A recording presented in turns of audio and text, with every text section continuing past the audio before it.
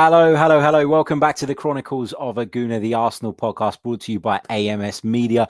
As ever, I'm your host, Harry Symeou, and this episode is sponsored by tvsportsblog.com. As you can see rolling across the bottom of your screens. If you're listening to us via the audio, please head over to tvsportsblog.com. Some excellent content covering a wide variety of sports, and a big hello to John and the rest of the team over there. Right, before we begin this week's edition of the Social Club, where we'll be looking into the impact that COVID-19 has had on football. We'll be talking about various other bits and pieces, maybe a bit of Football Manager in there as well, seeing as I managed to persuade one of my guests this evening to jump on it, and it's probably going to ruin his marriage like it's probably going to ruin mine. So we'll be discussing all of that and more. But first, it would be wrong of me not to start the show by paying tribute to an Arsenal legend, Rocky Rocastle, who sadly lost his life 19 years ago today. Now, Rocky Rocastle was before my time, if I'm being honest, but just from talking to people that have supported the club for a long, long time, and from people that have been involved in the game, the likes of Kevin Campbell and various others who have been on the show, who have played alongside him, they always speak incredibly highly of the man. And, you know, there's some famous quotes that are attributed to him. And, you know, he's just a legend. As an Arsenal fan, Rocky Rocastle is a legend. Everybody knows it. And I think it's not just us Arsenal fans that appreciate him. I think if you speak to anyone who's been involved in football, or particularly during that era, they all speak extremely highly of the man. And so just like to pay tribute to the legend that is Rocky Rocastle. On a lighter note, I'm going to introduce this week's panel. First of all, Mr. Dan DeLuca, welcome back to the show, mate. How are you? Yeah, very bored and pissed off like everyone else, but thanks for having me. So this is the first thing I've done for 3 weeks, apart from my wife. So good stuff. You're welcome anytime, my friend. And also joining me is Mr. Simon Alavi. Welcome back. How are you? I'm good, mate. How are you? Just bored as well, yeah. You look like you've been busy. You've been busy. You've got a lot of work in front of you. Thinking of like learning violin or something. There you go. And this week's special guest is an award-winning radio broadcaster. He does podcasts, he does commentary, and you probably heard his voice on BBC Radio 5 Live. He's also a fantastic friend. It's the brilliant Mr. Aaron Paul. Welcome to the show. Making your debut. How are you? Yeah, mate. Bored, but you know, still here, still quacking on, pal. But yeah, thanks for having me, pal. No problem. You're welcome anytime. Right, we're going to start off by talking about the effect that COVID-19 is having on football. Of course, it was announced a little while ago that football would be suspended until, at the earliest, the 30th of April. It doesn't look like it's going to be back on in May. Judging by the way things are going, the government have put some serious lockdown measures in place since that announcement was made. So we're expecting another one in the not so distant future, probably prolonging that suspension. First of all, Aaron, how are you coping without football? Well, there's only so much gardening you can do, pal. Let's be fair. It's tough. It's really tough. It is my life, football. It's what has sort of generated my income for the past, sort of 6-7 years now. I never thought I'd be at this point or that it ever shut down. I mean, as freelancers, you're always educated and taught, to have like a bit of a financial cushion if you lose a job. This is more than just losing the job because you don't actually know when you're going to be working next. But I'm thankful. I'm doing a lot of pods, coming on here.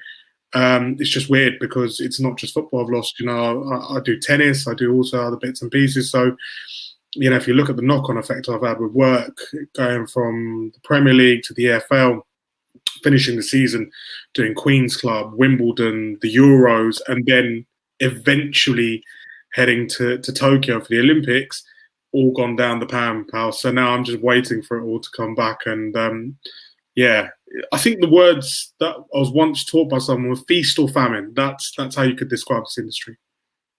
Absolutely.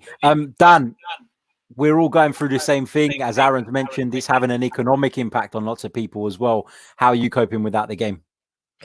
Yeah, I mean, luckily I'm not as not as good as you guys in terms of putting my opinions out to the wider public. So financially, obviously, I'm not impacted. It's just for for us all, it's a hobby, isn't it? It's a release after a long week of work, and we invest a lot of times into our clubs, into the season, and to get 6 or 7 months in and have it just stop suddenly, it's frustrating for everyone.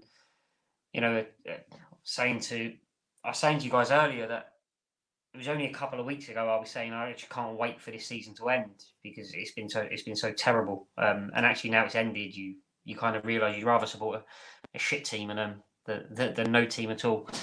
So it's really frustrating. Well, you do support a shit team though, don't you? I do this season, that's for sure. There we go. Just my wishes glad we got out my there. wishes have been granted. Also, Dan, you talk about financial impacts. I think like a divorce generally does have a financial impact as well. So just because it's not your work doesn't mean Yeah, but think of the freedom. You can't put a price on it. I think, like I said, you could split it into people whose enjoyment has gone, not just football, other sports, and then it's people, like yourselves who rely on sources of football for a living, and sometimes it's almost too much. But I used to say there was games every single day. It was too much to catch up on. And then you look at the other side of the scale, and you look at a team that had a season to get over for more than a decade. Now it's Barnet who have placed all their playing staff on notice and emergency measures to preserve the club. Chairman Tony Kleanthos did that, and that includes the manager. And these aren't the millionaires of a Premier League who earn an average of 3.5 million a year. These are guys, and in that league, there's players who are semi-pro. So it's just frightening. We won't ever see anything like this again, and not just in football, but economically, I don't think we ever will. Aaron, question for you, my friend. Do you think that the Premier League big hitters, so I'm talking about the likes of Arsenal, the Chelseas, the Manchester Uniteds, the Manchester Cities, I'm not going to say Spurs because they've already put their staff on the government scheme, but do these clubs and these entities, because that's what they are nowadays, do they have a responsibility to try and preserve the game in the sense of looking after those clubs who are not as financially powerful and helping to preserve the lower leagues? Is it a responsibility? And in your opinion, should they be doing that? I think Daniel Levy today, doing what he's done, has proven that it's not his club's responsibility. It's not his responsibility to do this because, he's out there trying to make sure Tottenham Hotspur's preserved as a club. Whether he needed to do what he did or not, no one really knows, let's be fair. But my money was always on him to be the first out of the Premier League clubs to do so.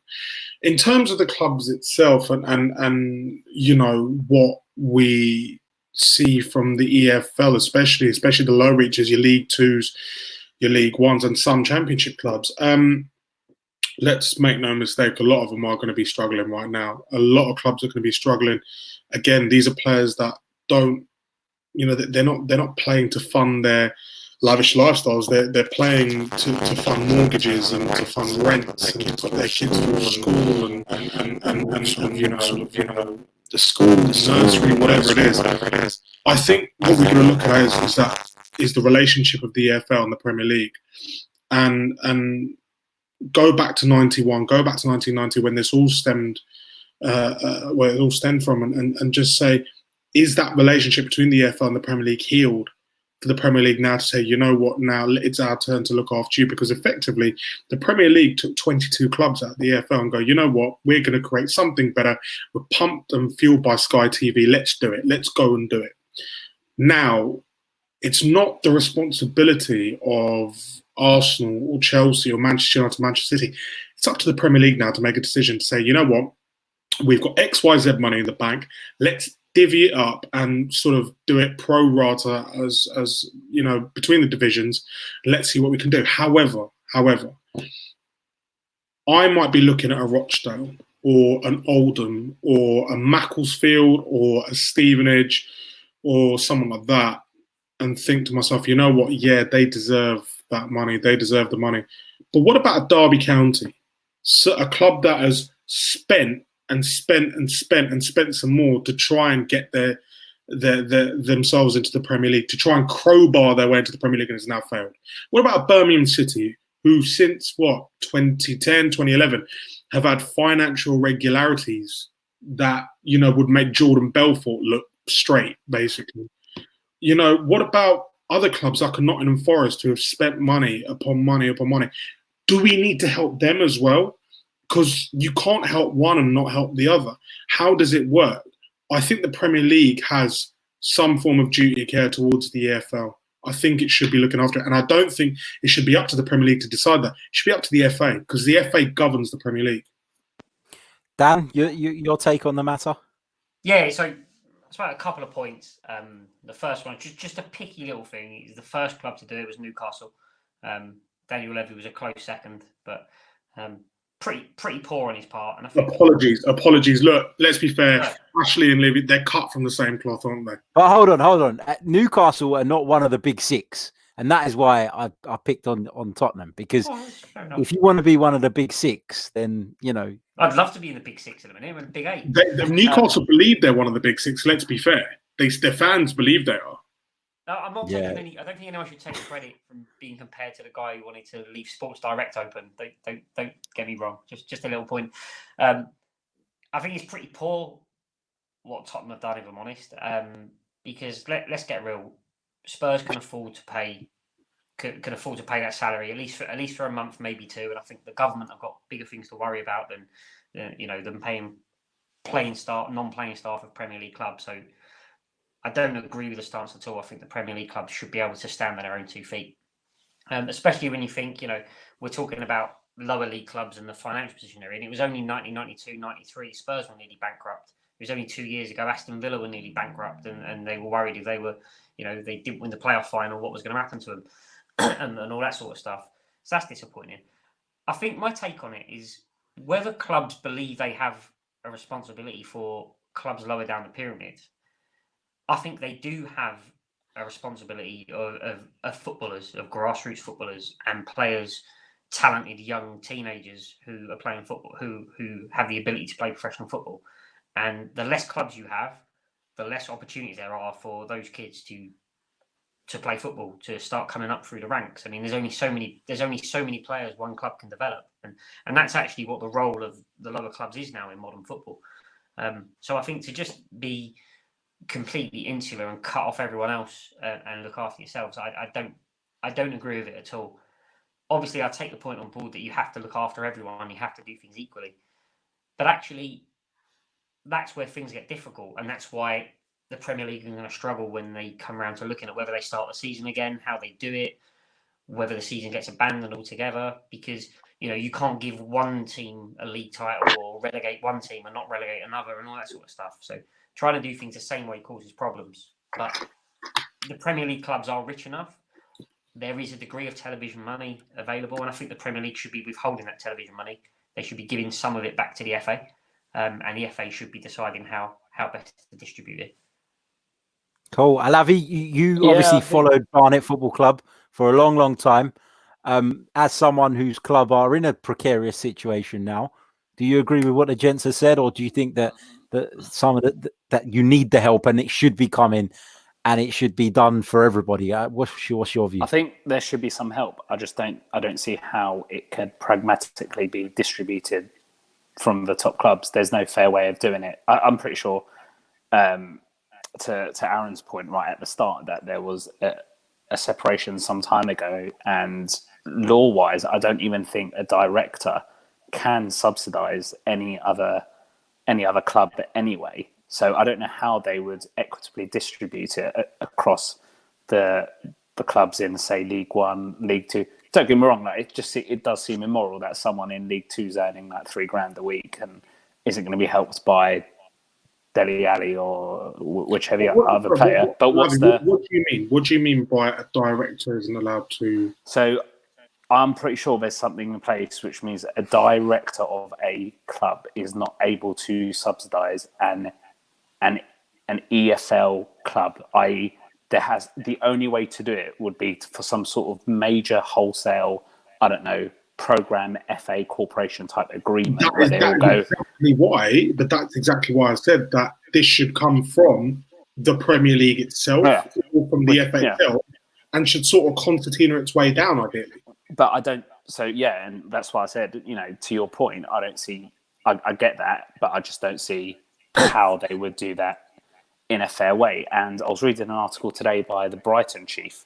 I think his name's Paul Barber, and he was saying that, well, we're not all big clubs in the Premier League. We've got a lot that's dependent on us. We've got a lot of charities that are dependent on us. We've got dinner ladies as well. We've got the people that do the washing. We've got all these people.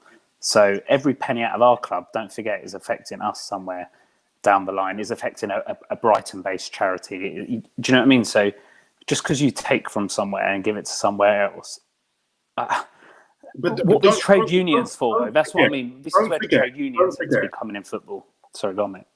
Don't forget that whereas let's go from the point that right now Premier League clubs, they can sustain themselves. Even, no matter how far down the leagues that the Premier League are, they can sustain themselves. But for an EFL club in League One, League Two, the gate receipts mean so much to them. I get that, but where do you draw the line? What do you say? It's proven though by the Premier League. For example, Bournemouth, and I always refer to Bournemouth. When Bournemouth turned around and were approached about their stadium and asked, are you going to be building a 30, 40,000 capacity seat stadium? They said no, because at the end of the day, gate receipts mean nothing to Premier League clubs anymore. But I think everyone's in agreement that it's not a fair system. What we can't decide is how. I just don't see how it could be done. How far down the leagues do you go? Who gets what? Who gives what? Where does it go? What about this as a suggestion? The Premier League and the FA, the authorities, the FA, I would say, they should have an oversight of everything. They should go to all the clubs and they should say to them, right, for you to keep these members of staff on, and maintain what you're doing and uphold all your commitments for the next 3 months, what do you need? And that to be presented and that to be looked at. And then they can get an idea of what kind of bailout package, if you like, they're going to need to have. And if there are clubs that they don't need to give it to, and I know people are going to moan and say, "Oh, but it's not fair." This club going to turn around and say, "I don't need it." No, but that's for the FA to decide, because we're talking about something that's never going to happen again. We're talking about something that is completely unprecedented. We're not talking about, this football hasn't stopped like this since the war. This is not something that happens all the time. These are extreme circumstances, and if it was me, if I was in charge of the FA, I'd ask everyone to produce what it is they need exactly. Give me your books. Let me see what we can do. And then I'll try and work a bailout package. But how long does that take, Harry? How long does that take? Firstly, the time it takes will take a while. Secondly, you're not just dealing with the FA. I think we've got time. You never know. You never know. But you're dealing with the Premier League and the EFL. You're dealing with two different entities, and it's a case of how many clubs will actually play ball with disclosing their financial statements. Let's be fair. Come on. There are so many clubs out there that will turn around and go, actually, yeah, we don't want the FA running the ball over our books. We'll stay out of it. Fold, bang, done. Because there are so many discrepancies when it comes to EFL clubs. Premier League clubs may be delighted to show their books and go, yeah, we're getting X, Y, Z from various sponsors, making this money, that money. But let me tell you something. I think it was Bristol Rovers the other day recorded a £26 million debt. £26 million of Bristol Rovers. That's a lot of money for that club. A lot of money for that club. There's clubs where there's turmoil at ballroom level. Look at Derby County. They sold their ground for £80 million last year, apparently. Now they need a £30 million bailout. So if they need a £30 million bailout straight away, what are we going to give Rochdale? 10 pence? 30 pence? What are we going to give them? £30 million. That could be the whole, pot blown straight away. Yeah, I agree. It's a complicated situation. Of course it is. And there's lots of nuances to it. And there's going to be lots of arguments about it. I just think that the FA have a responsibility more than the big clubs do. I think it's in their jurisdiction to do something about this. And I think that if clubs can survive the way they are, if they can put their staff on, the job retention scheme that's been set up by the government, and that will get them by, then fine. Let's do that. But I just think if I'm looking at this from a non-football perspective, if I'm a normal citizen who doesn't have any interest in football, and I'm sitting there thinking, well, why is a multi-billion-pound organisation like Tottenham Hotspur putting 550 employees on-the-job retention scheme. We've got people that are working for companies that simply can't afford to keep them on, and that money is being taken up by large corporations with the funds to sustain themselves. So that's why I think this whole thing, it's got to be dealt with in an insular way. So football has to deal with football for me, and it can't be mixed with other industries. Dan, do you agree with me? Or yeah, I do. I think there's two separate things, isn't there? There's the money that we're taking from the government. Essentially, we're taking money from the government to pay staff, and then we're talking, on the other hand, like lesser league clubs taking money from the Premier League. So the Premier League might look at it and say, well, we can't get money from the government and we have to give money away. But actually, when we think about it, like you say, it should be insular. It's a football issue. The Premier League clubs benefit from these lower league clubs existing. They might not realise it, but they do. Essentially, they have their pick of players developed for them that they can pluck for like minimal fees. They can loan players out that they can't be bothered with to get developed elsewhere. So there has to be a duty of care from the football governing bodies. And actually, where it comes from, it would be a nice thing to do if Tottenham, for example, did something for Leyton Orient, who's their local club. Manchester United. Arsenal. It's a bit difficult. Manchester United, yeah. Manchester City, you've got 6 or 7 clubs around them. And it's all well and good in times like these, people saying it's not my responsibility. But then, you've got clubs like Manchester City who have never actually done a day's work in their life, let's face it. And it was only 15 years ago they were down in League Two. So they should be doing something. And if it's the FA and the Premier League who have to facilitate it, then fine. But for the Premier League to say something as simple as there's going to be a reduction in prize money this year to accommodate for the conditions and all that sort of stuff, they can make that back next year by selling an extra 10 games to Amazon. It's not difficult for the Premier League to generate this money back. And I think someone should stop hiding behind the fact that these clubs are commercial businesses and just do something sensible. It shouldn't be that difficult. It shouldn't be that difficult. Making it fair is a challenge. And I guess the problem you've got is a bit like Tottenham have. You'll get clubs who abuse the system, and they could present books that say, well, we need this much, and another team doesn't need that much. But there's nothing, how many teams are we talking about here? We're talking about 72 clubs, potentially. To give 72 clubs... 71. Yeah, Bury are gone. So... to give 71 clubs, £1 million each, it's not. I think they're buried, aren't they? Very, very bad. Someone needs to step up. Wait for it. The Lucas, sorry, wait for it. Can't teach jokes like that. Carry on. Someone needs to step up. Someone needs to step up and do something. And I think what Tottenham have done today hasn't helped at all. Not one little bit. And obviously Newcastle and whichever other clubs are going to follow. I don't know who the match day staff, who the non-playing staff are. Is it the guys who would have been working at the stadium pouring beer? In which case, it's not that bad. But nonetheless, it doesn't help the topic we're discussing, where we're talking about giving clubs away, and actually we've got Premier League clubs claiming stuff. Yeah, agreed. Aaron, there's a comment in the chat box. Big hello to all the guys that are joining us in there at the moment. And of course, to Dave Atkinson, who says, I do not want to be nasty, but does this show that we have got too many professional football clubs and there are so many clubs that run out of money within 1 month? Football is run so badly. So I guess the point Dave's trying to make is, should this be a prompt, I guess, to investigate the way some of these clubs are being run further? Because at the moment, like you said, there are clubs with discrepancies. There are clubs that have just not run very well.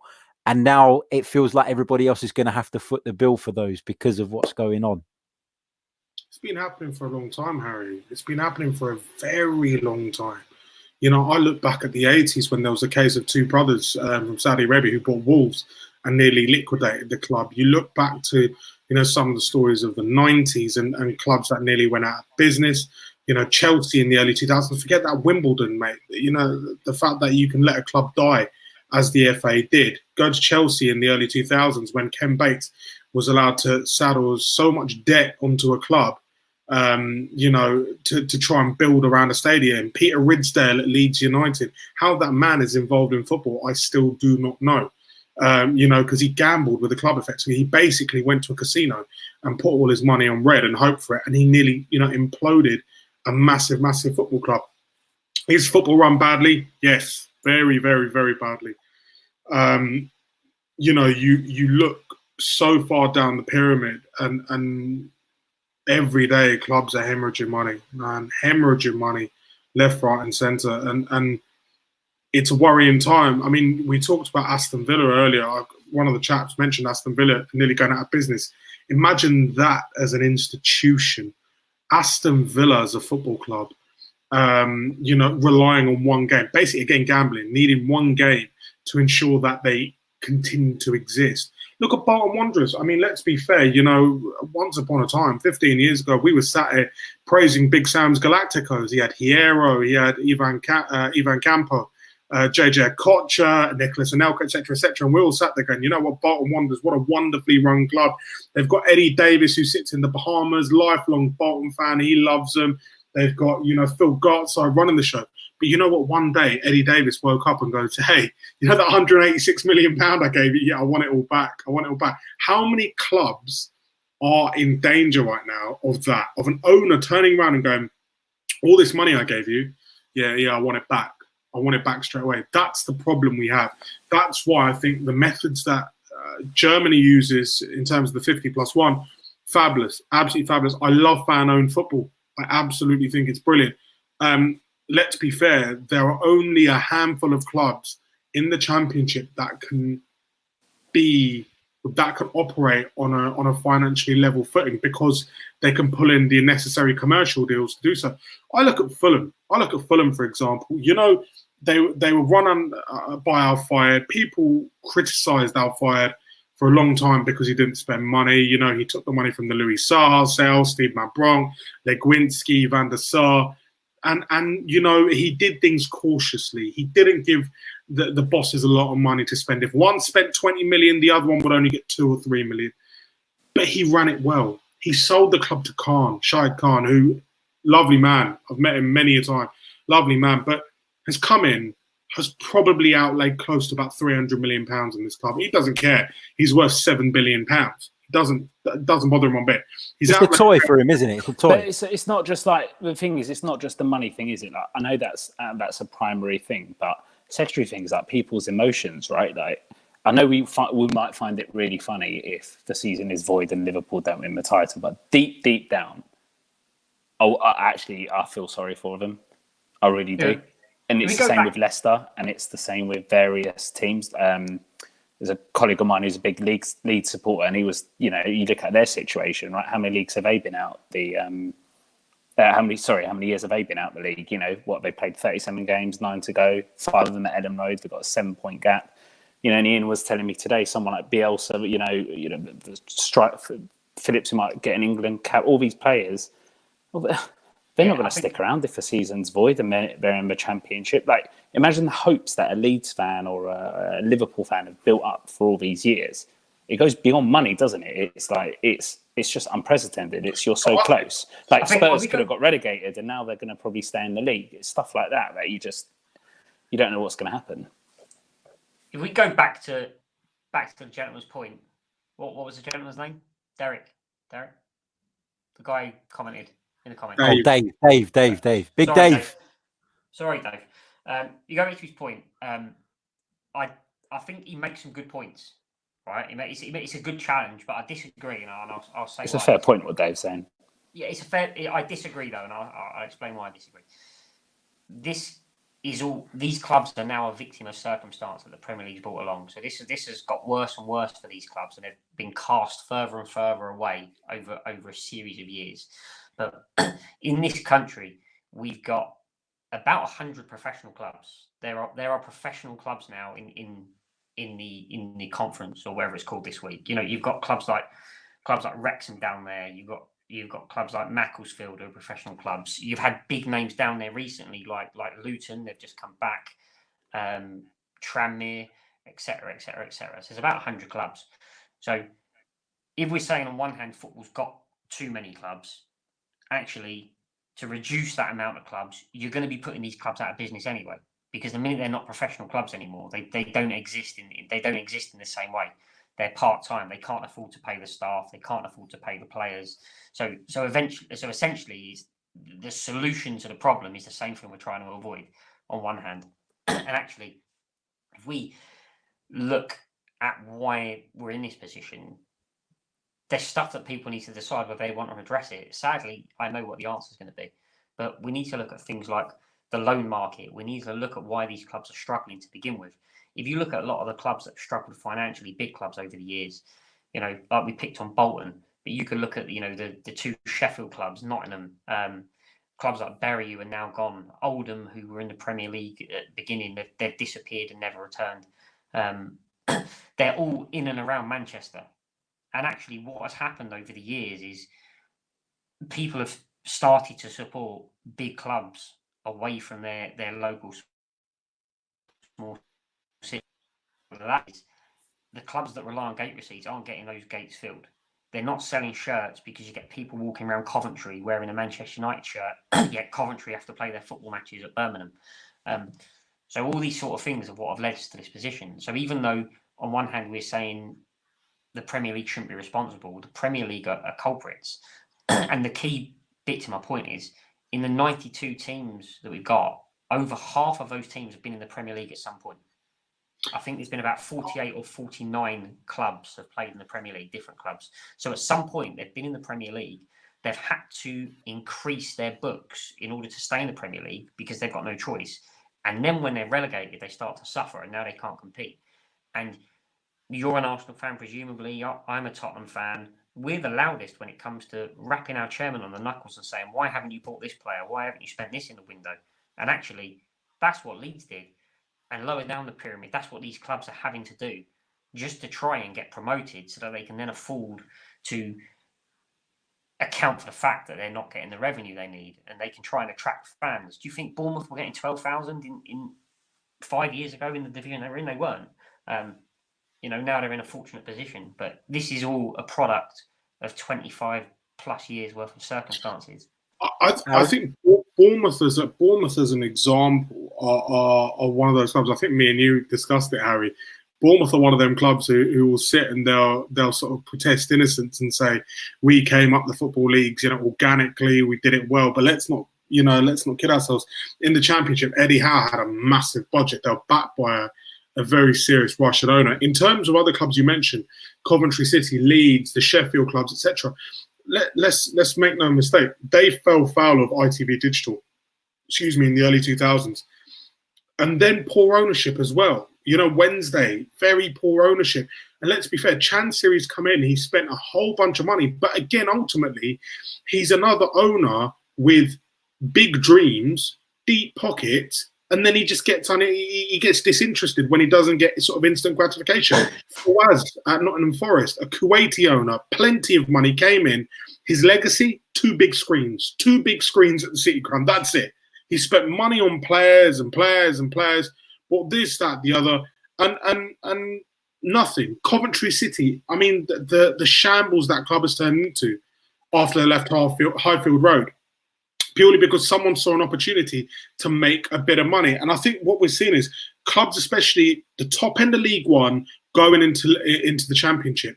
These owners think to themselves, if we can get ourselves into on a decent run, the Championship is unpredictable, we're going to get the riches of the Premier League. We can grab that money. You look at Hull City, when they first came up into the Premier League under Phil Brown, they got relegated and nearly went bust. Purely because their owners thought this. They thought we can go there, we can, extract our investment and we can do well. People talk about Vincent Tan all the time. They criticize Vincent Tan. You know what? Vincent Tan is a businessman. He's so shrewd. It's unreal. He took Cardiff up. They spent money. They were relegated under a combination of Mackay and Solskjaer. They had a shambles of a season. What did he do? He got rid of Solskjaer, brought in Russell Slade, trimmed the wage bill down, brought in Neil Warnock. He's got Neil Warnock in, said, you know what, do your best, see what you can do. Took them up. Warnock freely admitted we haven't got a budget. Granted they were going to spend £20 million on Emiliano Sala, and God rest his soul, that was just tragedy, pure tragedy. But what Vincent Tan has done is every single penny he lost in that initial season, he's managed to recoup. You counter that to QPR now, who are paying possibly, I think, one of the biggest football fines ever seen due to their FFP misdemeanors. You know, they went up, spent a bunch of money, got relegated, came back, spent a bunch of money. It's just so crazy how these people think.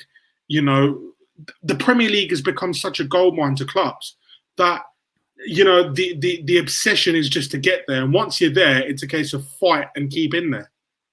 The biggest irony of all the maths, though, so really quickly, and I know they wouldn't take this moral high ground, right? But every player in the Premier League's a millionaire, right? They can all afford to live off, say, the 60 or 100,000 they earn a week. The average salary, I said before, I think is about 3.5 million of a Premier League player. 47 clubs in League One and League Two, right? Something like that. They put forward an estimated 50 million loss of a campaign if it can't restart.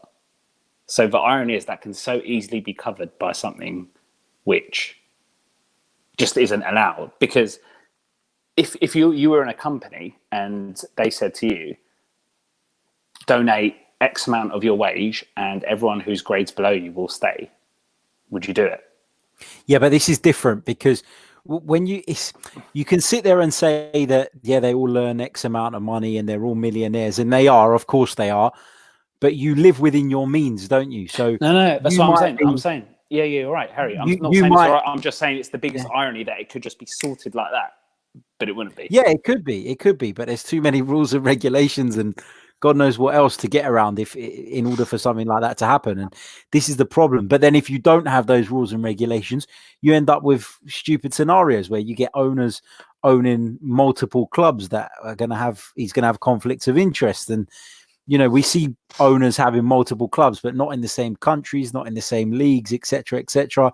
You know, Manchester City have done something very smart, haven't they, with their City group, and they've got a club in Spain, a club in Australia, a club in the States. But Harry, City can afford to do that. City can afford to run something like that. Dubai, the Dubai and the Abu Dhabi United group, they're minted. They're not, they're not paupers. Yeah, you look at someone like Roland de Châtelet at Charlton Athletic. He owned a bunch of clubs. None of them were rich. The guys who own Leicester City, they own a club in Belgium. You know, this whole sort of trend of network clubs is becoming fashionable. The Pozzos at Watford, I think, they're quite a successful model in terms of how they've operated. They used to shift players between Udinese, Granada and Watford all the time. But let's make no mistake, the Abu Dhabi group, they're not an example people should look at. They're the ones who own the Excel Centre in London where this hospital is being built at the moment. And I wonder what sort of rent they're charging on it. You know, they own all sorts of power. They're really not somewhat a viable example. You've got to look at. No, I'm not saying they're an example of how everyone should be run. What I'm saying is, there are rules and regulations in place, but there are ways around them. That was the point I was trying to make. When you've got a group like the Abu Dhabi group that own Manchester City, they will find a way by setting up this company and that company and shell companies and God knows what else to do what they want to do anyway. And it's just, if you've got the right money and you've got the right lawyers, you can pretty much do anything that you want. But in this situation here, we're talking about something that there is no precedent for. There is no previous. There is no example that people should be following. And that's why I feel like the Premier League and the FA and the powers that be in football at the moment, whatever they do, they're going to receive some criticism because there'll always be somebody who disagrees with one side and agrees with the other. And it's a really, really tough balance to find. Do you risk losing English football as we know it? You could potentially lose even a quarter of the clubs in the lower leagues, and then what happens to the football pyramid? It all changes. So there's so much to take into consideration here, and it just depends on how much the FA and the powers that be value their football pyramid here in the UK. And it is one that is, I would say, better than in other countries and one that is well respected around the world. But do you now go to that extra cost to preserve that, or do you just say those who don't run their clubs properly are just going to have to suffer the consequences? I don't know. You have to complete the season. It depends if you can complete the season to a degree as well, right? Yeah, exactly. That's a major variable in all of this. And imagine growing up supporting a club for years and years and years and following them home and away, and then just because one bad owner comes in, your team could potentially disappear into nothing. I mean, tell it to Wimbledon. Exactly. But I can't even imagine how bad that must feel as a fan. So there's those guys you've got to take into consideration as well. So it's such a difficult. Mate, do you know what the amazing thing is? The amazing thing is that in the sort of background for the past year now, Wimbledon fans have been crowdfunding for their new ground. They've raised a crazy amount of money. I'm talking close to about 16 or 17 million pounds purely through crowdfunding, through bonds, through their own sort of share issue. It's incredible. It's absolutely incredible. This is a club that has seen so many hard times. It's unreal. But I feel bad for the fans now because effectively, we've come into this situation now where their ground might not even get built because the workers have down tools. Everyone's down tools on site. But it's just crazy how sort of things work. Football finances are an incredible. It's an incredible minefield, really. It is extremely complex. So just before we wrap up, guys, I'm going to ask you one final question each. I'm going to start with you, Dan. You're the man. You're the guy with all the power, with the crystal ball, with the whatever you want to call it. I'm coming to you now and I'm asking you, do you play out the rest of this season at the risk of not knowing when it's going to be safe to do so, and the impact it's going to have on next season and the season after that and the knock-on domino effect that this will have?